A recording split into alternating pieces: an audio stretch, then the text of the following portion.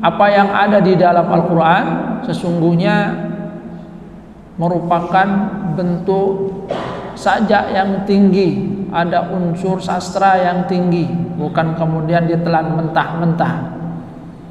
Kita mungkin juga pernah mendengar ungkapan, buat apa menolong Allah?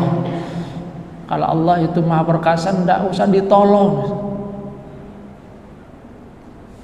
Di dalam Al-Quran Allah Subhanahu wa ta'ala kan juga menyatakan, a'udzubillahi minasyaitonirrajim, in tansurullaha yansurkum. Jika kamu menolong Allah, maka Allah itu akan menolong kamu. Ini jangan kemudian dipahami bahwasanya Allah Subhanahu wa ta'ala lemah sehingga butuh pertolongan dari manusia. Tidak. Jadi bukan seperti itu. Allah Subhanahu wa ta'ala tidaklah lemah.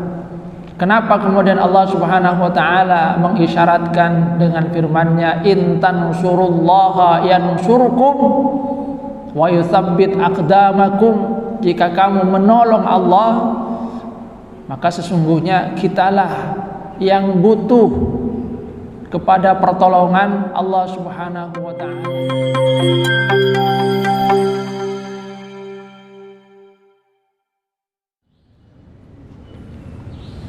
Assalamualaikum warahmatullahi wabarakatuh.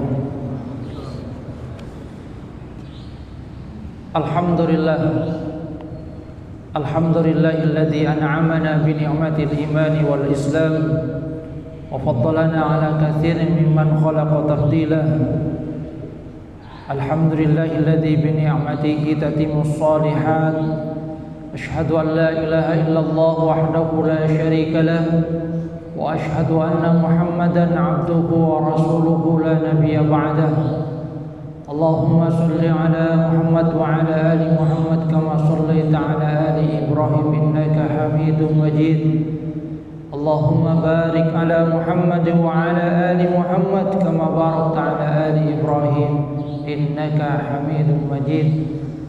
رب اشرح لي صدري ويسر لي أمري wahlul 'uqdatam min lisani yafqahu qawli, amma ba'du. Hadirin jamaah pengajian rahmatullah yang salat subuh, kita lanjutkan kajian tafsir firman Allah Subhanahu wa ta'ala di surah Ali Imran ayat 181 dan 182. A'udzubillahi minasyaitonirrajim. Laqad sami'a Allahu qala alladziina qalu inna Allaha faqir wa nahnu aghniya sanaktubu ma qalu wa qatlahumul anbiya'a bighairi haqq wa naqulu dzuqu 'adzabal hariq dzalika bima qaddamat aydikum wa anna Allaha laisa bidhallamin lil 'abid. Laqad sami'a Allahu qala alladziina qalu inna Allaha faqir wa nahnu aghniya. Sungguh Allah Maha mendengar perkataan orang-orang yang menyatakan innallaha faqir wa nahnu aghniya. Sesungguhnya Allah itu fakir dan kami ini kaya. Sanaktubu ma qalu. Kami catat apa yang mereka katakan.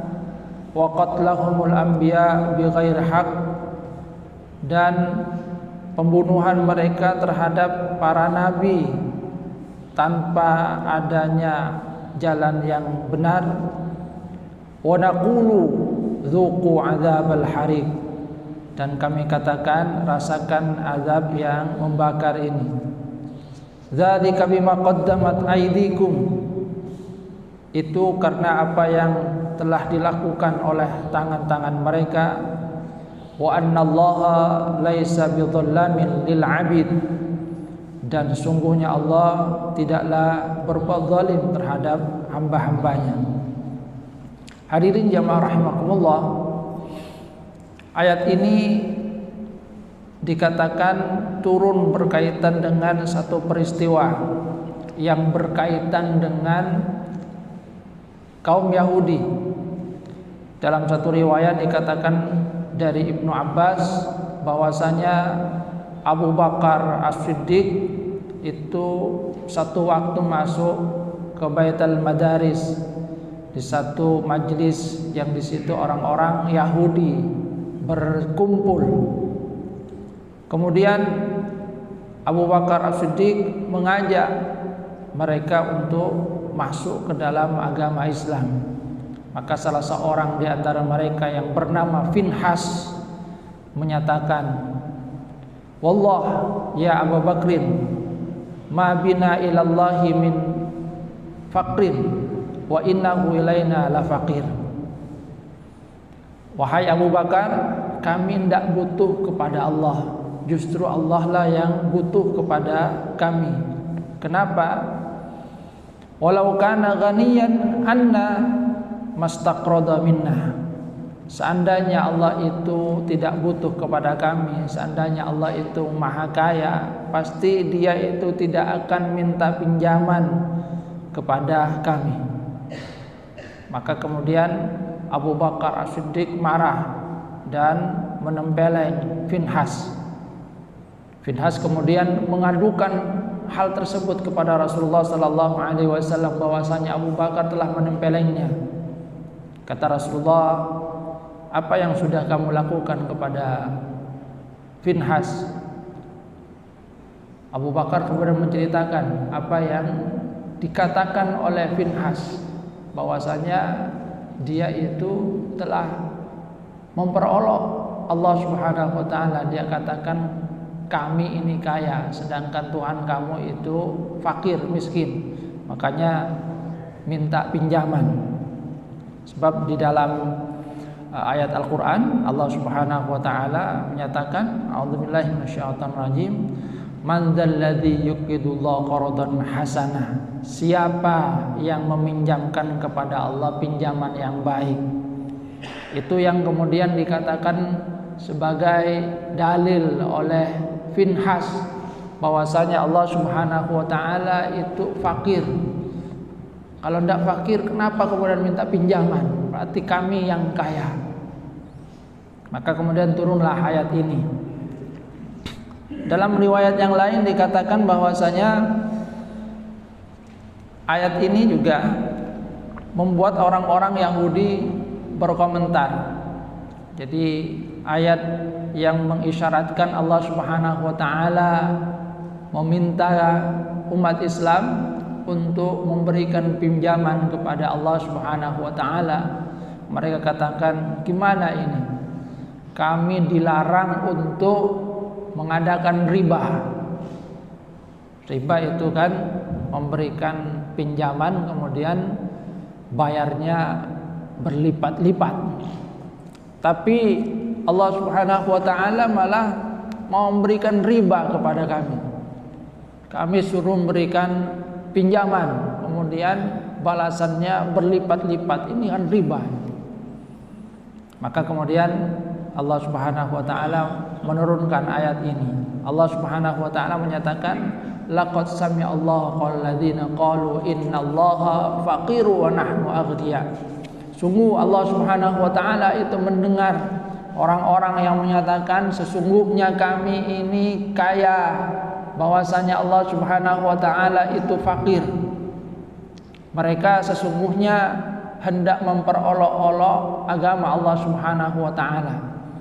Karena apa yang diungkapkan oleh Allah Subhanahu wa taala di dalam Al-Qur'an tentang pinjaman itu sesungguhnya adalah satu perumpamaan. Ketika seseorang itu memberikan hartanya di jalan Allah Subhanahu wa taala, maka dia diumpamakan sebagai orang yang meminjamkan hartanya kepada Allah Subhanahu wa taala. Padahal sesungguhnya memang tidak. Karena di dalam ayat yang sebelumnya kita sudah membahas walillahi miratus samawati wal ardh, bahwa perbendaharaan yang ada di langit dan bumi itu semuanya adalah milik Allah Subhanahu wa taala. Harta yang dimiliki itu juga merupakan milik Allah. Makanya di dalam ayat yang lain Allah Subhanahu wa taala menyatakan wa atuhum mimmalillahi alladzi atakum. Jadi berikan kepada mereka dari sebagian harta Allah yang diberikan kepada kamu. Jadi apa yang dimiliki oleh manusia sesungguhnya adalah mimma lillahil ladzi atakum, sebagian dari karunia Allah Subhanahu wa taala yang diberikan kepada manusia. Allah Subhanahu wa taala itu Maha Kaya. Akan tapi kenapa Allah Subhanahu wa taala meminta kepada manusia, menyuruh kepada manusia untuk meminjamkan hartanya? Karena ini mengisyaratkan bahwa ketika manusia menjalankan hal ini seakan-akan dia meminjamkan hartanya, karena nanti pahalanya akan dia dapatkan untuk dirinya. Apa yang dia berikan itu akan kembali kepada dirinya, dengan pahala yang berlipat ganda, sebagaimana yang disampaikan oleh Rasulullah SAW, bahwa apa yang kita sedekahkan itu yang kemudian kita abadikan. Karena dengan seperti itulah maka manusia akan mendapatkan hartanya kembali kepada dirinya utuh, bahkan hartanya itu kemudian dibalas dengan balasan yang berlipat ganda. Akan tetapi bagi orang-orang yang tidak mempercayai agama Allah Subhanahu wa taala, mereka yang di dalam hatinya punya kedengkian kepada Rasulullah sallallahu alaihi wasallam, hal yang seperti itu dijadikan sebagai bahan olok-olok. Jadi bahan olok-olok. Mereka kemudian menyatakan Allah itu fakir, makanya kemudian minta pinjaman. Kami ini yang kaya. Kalau begitu kami tidak mau kepada Tuhan yang fakir. Padahal sesungguhnya mereka itu mengetahui bahwasanya Allah Subhanahu wa taala yang memberikan karunia kepada mereka, bahwa yang mereka miliki semuanya pada dasarnya adalah karunia dari Allah Subhanahu wa taala. Akan tapi hati yang sesungguhnya mempunyai rasa iri, dengki, itulah yang membuat mereka menyatakan hal tersebut. Jadi apa yang ada di dalam Al-Quran sesungguhnya merupakan bentuk sajak yang tinggi, ada unsur sastra yang tinggi, bukan kemudian ditelan mentah-mentah. Kita mungkin juga pernah mendengar ungkapan, buat apa menolong Allah? Kalau Allah itu Maha Perkasa, tidak usah ditolong. Di dalam Al-Quran Allah Subhanahu wa taala juga menyatakan, a'udzubillahi minasyaitonirrajim, in tansurullaha yansurkum. Jika kamu menolong Allah, maka Allah itu akan menolong kamu. Ini jangan kemudian dipahami bahwasanya Allah Subhanahu wa taala lemah sehingga butuh pertolongan dari manusia. Tidak. Jadi bukan seperti itu. Allah Subhanahu wa taala tidaklah lemah. Kenapa kemudian Allah Subhanahu wa taala mengisyaratkan dengan firman-Nya, in tansurullaha yansurkum wa yutsabbit aqdamakum? Jika kamu menolong Allah, maka sesungguhnya kitalah yang butuh kepada pertolongan Allah Subhanahu wa taala. Nah, salah satu usaha agar kita mendapatkan pertolongan dari Allah Subhanahu wa taala adalah kita memperjuangkan agama Allah Subhanahu wa taala. Jadi memperjuangkan agama Allah diibaratkan oleh Allah Subhanahu wa taala dengan menolong Allah. Tapi bukan berarti bahwasanya Allah Subhanahu wa taala itu lemah yang butuh kepada pertolongan manusia. Karena Allah Subhanahu wa taala itu Maha Kaya, Allah itu Maha Perkasa. Allah Subhanahu wa taala tidak butuh kepada kita, sesungguhnya kitalah yang butuh kepada Allah Subhanahu wa taala.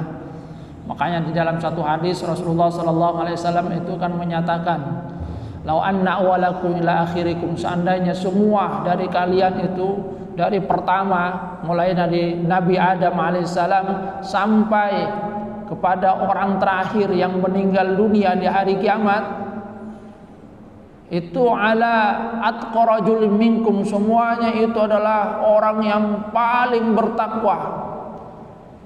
maka itu tidak akan menambah kemuliaan Allah Subhanahu wa taala, tidak akan menambah kekuasaan Allah Subhanahu wa taala.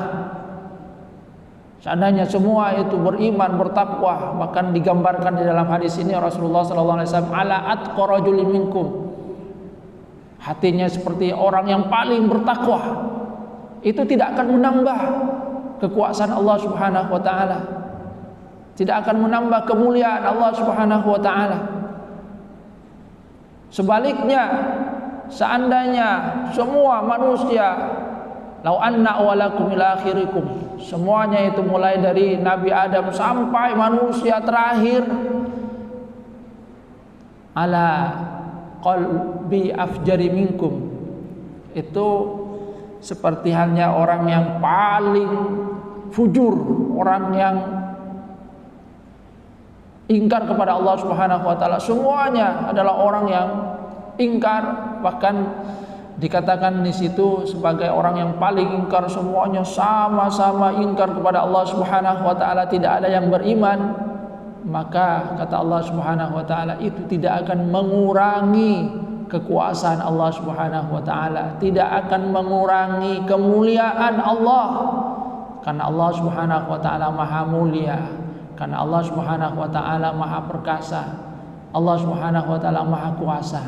Manusialah yang butuh kepada Allah Subhanahu wa taala. Jadi kitalah yang butuh untuk memperjuangkan agama Allah Subhanahu wa taala agar kita mendapatkan ridha dari Allah Subhanahu wa taala. Kitalah yang butuh memperjuangkan agama Allah Subhanahu wa taala agar kita ditolong oleh Allah Subhanahu wa taala.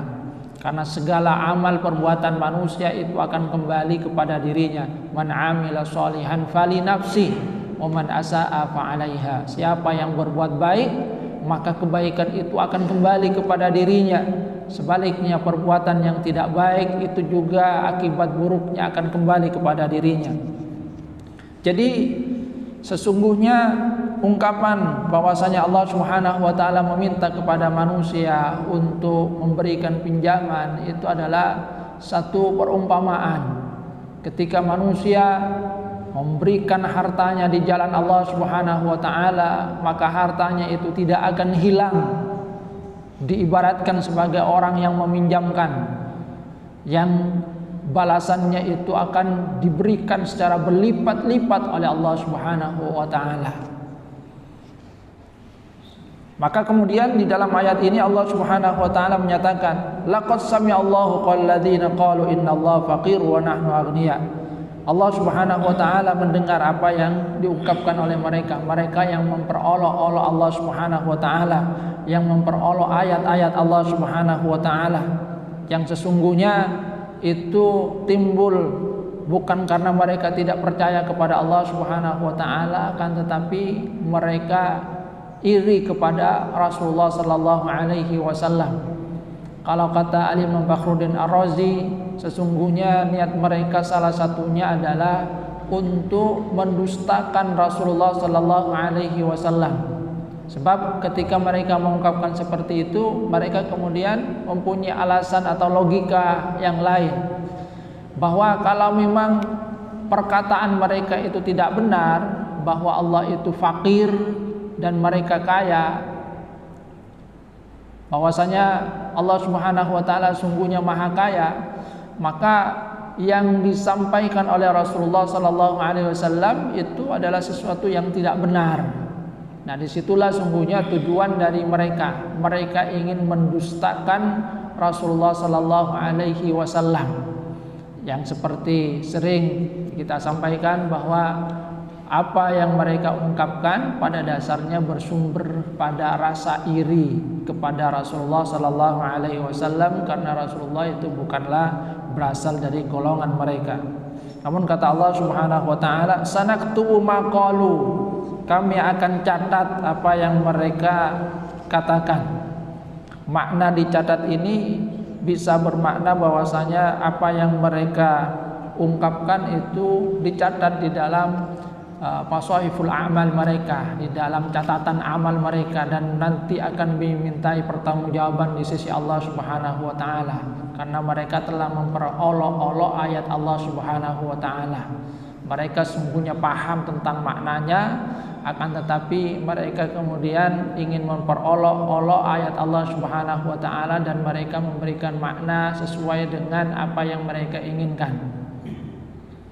Sanaktubu maqalu, atau juga kata Imam Fakhruddin Ar-Razi, bisa saja maknanya itu adalah apa yang mereka ungkapkan itu dicatat di dalam Al-Quran dan kemudian kita mendengarnya, membacanya, menjadi satu iktibar bahwa ada di antara orang-orang Yahudi yang berolok-olok terhadap ayat-ayat Allah Subhanahu wa taala yang tujuannya agar umat Islam tidak melakukan hal yang sama seperti halnya yang dilakukan oleh Finhas ini.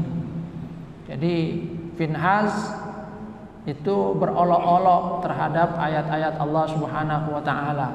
Ungkapan yang sesungguhnya di situ merupakan majas, perumpamaan, malah kemudian dipahami secara letterlek dan digunakan dalam rangka apa? Dalam rangka untuk mengejek ayat-ayat Allah Subhanahu wa taala, dalam rangka memperolok ajaran yang dibawa oleh Rasulullah sallallahu alaihi wasallam. Jadi ungkapan yang sesungguhnya orang yang lain memahaminya dengan benar, ketika mereka memahami dengan benar mereka tidak akan memperolok-olok, akan tapi karena mereka kemudian memahaminya dengan makna letterlek dan kemudian memberikan makna yang berbeda, bahwasanya ketika Allah Subhanahu wa taala butuh pinjaman berarti Allah itu fakir, miskin, makanya kemudian minta pinjaman seperti halnya manusia. Maka sesungguhnya mereka kemudian memperolok ayat-ayat Allah Subhanahu wa taala. Jadi jangan sampai terjadi ya seperti ungkapan tadi. Buat apa kita menolong agama Allah? Tidak perlu ditolong. Allah itu Maha Kuasa. Ya memang benar Allah Subhanahu wa taala Maha Kuasa. Tapi kitalah yang butuh untuk memperjuangkan agama Allah Subhanahu wa taala agar kita mendapatkan ridha dari Allah Subhanahu wa taala. Karena Allah Subhanahu wa taala itu juga menilai usaha yang dilakukan oleh manusia. Bukan hanya kemudian diam melihat memang kemudian maha kaya, maha kuasa Allah Subhanahu wa taala. Akan tapi manusia di dalam kehidupannya diperintahkan untuk melakukan ikhtiar, yang di dalam ikhtiar itulah Allah Subhanahu wa taala memberikan balasan terhadap apa yang dilakukan oleh manusia.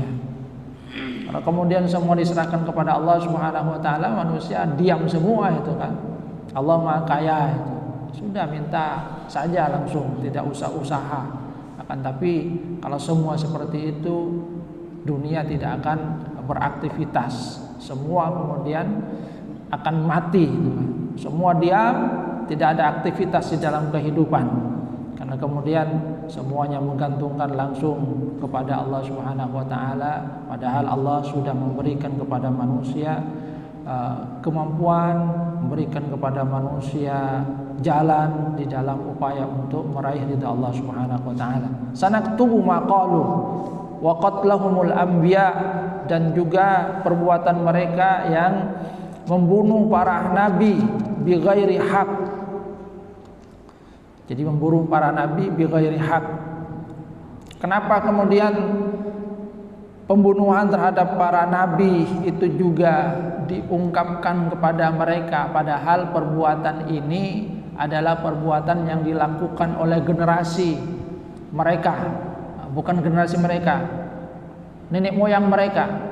Seperti halnya ketika mereka membunuh Nabi Yahya, Nabi Zakaria, dan para nabi yang lain, yang itu dilakukan oleh Bani Israel. Kenapa kemudian itu juga dinisbahkan kepada mereka? Karena ayat ini turun kepada orang-orang Yahudi ahlul kitab pada masa Rasulullah sallallahu alaihi wasallam. Karena mereka juga mengamini apa yang dilakukan oleh nenek moyang mereka, karena mereka itu juga ridho terhadap apa yang dilakukan oleh nenek moyang mereka yang telah membunuh para nabi. Jadi hal tersebut kemudian mengisyaratkan bahwa mereka pun sesungguhnya pada tataran yang sama dengan apa yang dilakukan oleh nenek moyang mereka. Karena orang yang ridho terhadap satu perbuatan, maka sesungguhnya dia ikut andil di dalamnya.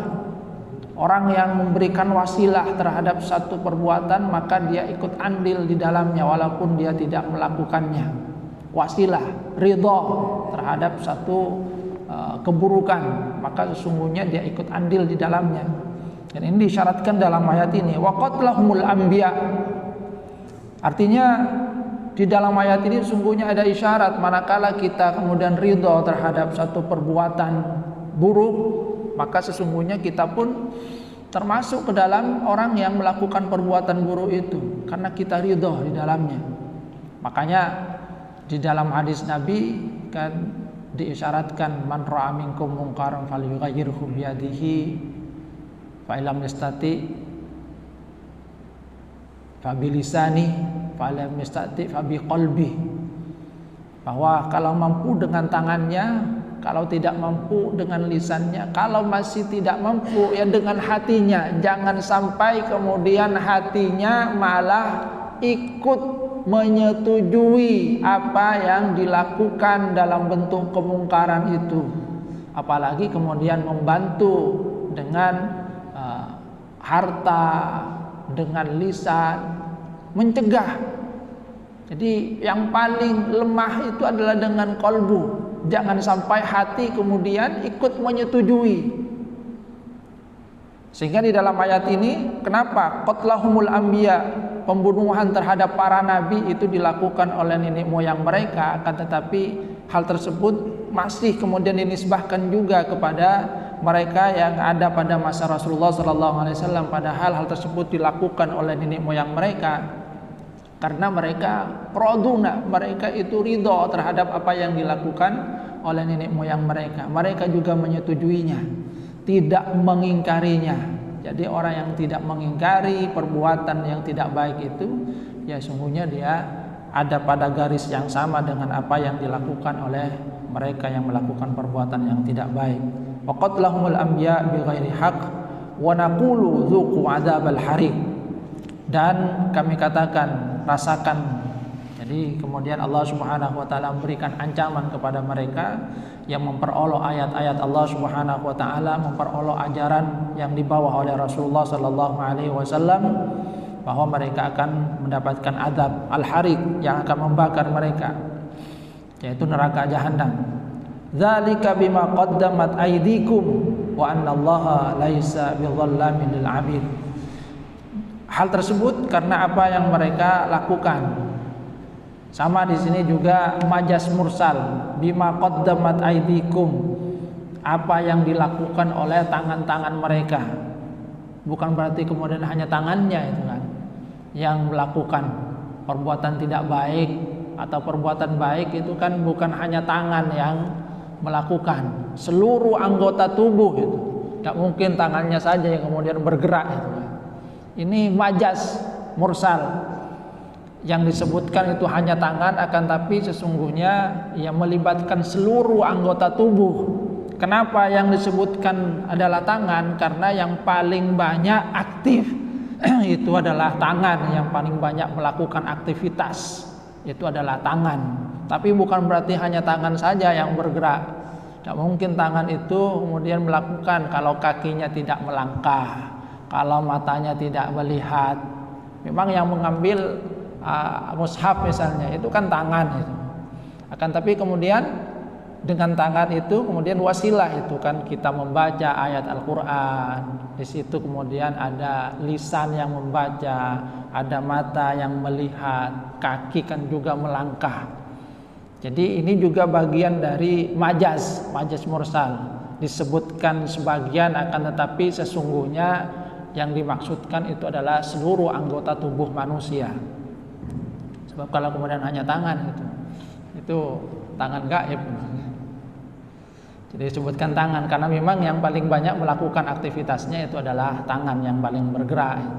Tapi bukan berarti yang lainnya tidak. Kaki melangkah, tangan melihat, mata melihat, telinga mendengar, mulut itu dengan berkata-kata, anggota tubuh yang lainnya juga demikian.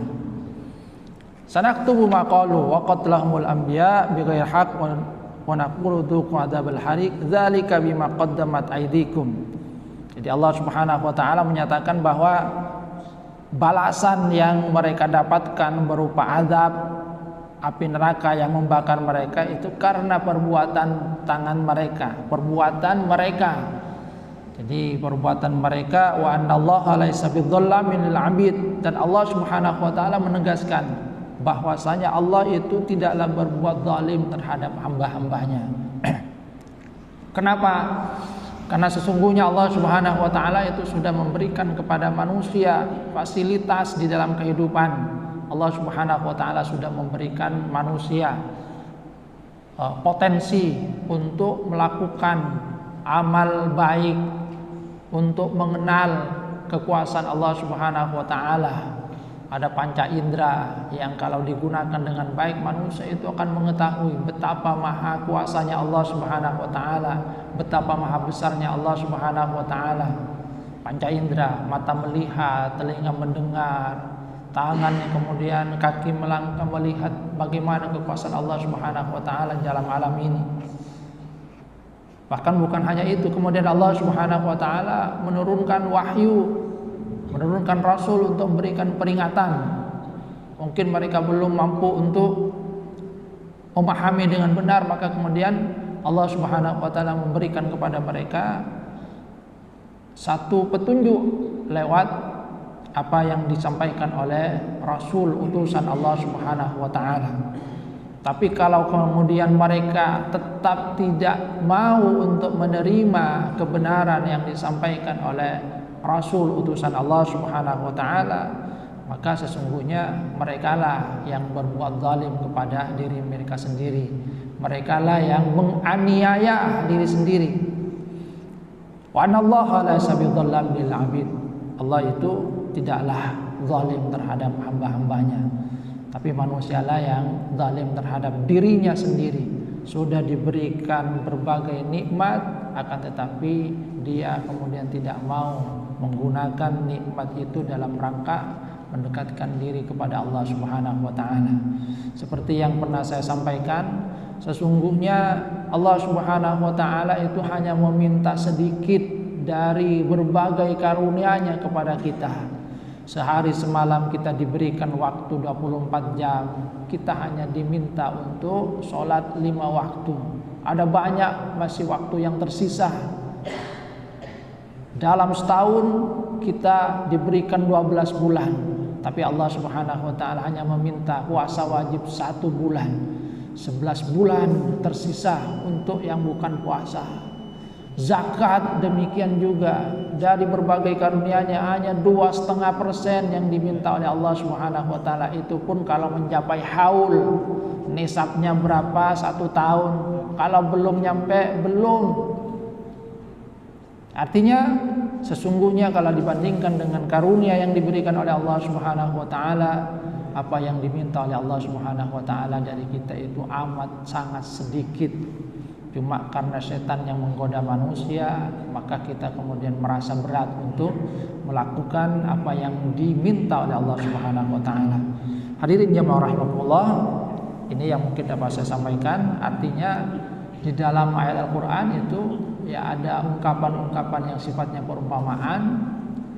Bagi mereka yang memahami akan memahaminya dengan benar, tapi ada juga di antara manusia yang memang niatnya itu tidak baik, sehingga kemudian menjadikan ayat-ayat yang sesungguhnya betul itu sebagai bahan olok-olok, bahan untuk mendustakan apa yang dibawa oleh Rasulullah SAW. Apa yang dicatat oleh Allah Subhanahu wa taala di dalam ayat ini sesungguhnya merupakan satu pelajaran agar kita pun jangan mengikuti langkah yang sama seperti yang dilakukan oleh Finhas ataupun orang-orang Yahudi yang memperolok ajaran Allah Subhanahu wa taala yang maknanya sungguhnya sudah betul, akan tapi kemudian dipelesetkan karena tujuan-tujuan yang lain. Mudah-mudahan Allah Subhanahu wa taala menjaga kita semua. Kurang lebihnya mohon maaf. Wabillahi taufiqul hidayah wa ridwan inayah. Subhanakallahumma wa bihamdika asyhadu an la ilaha illa anta astaghfiruka wa atubu ilaik. Assalamualaikum warahmatullahi wabarakatuh.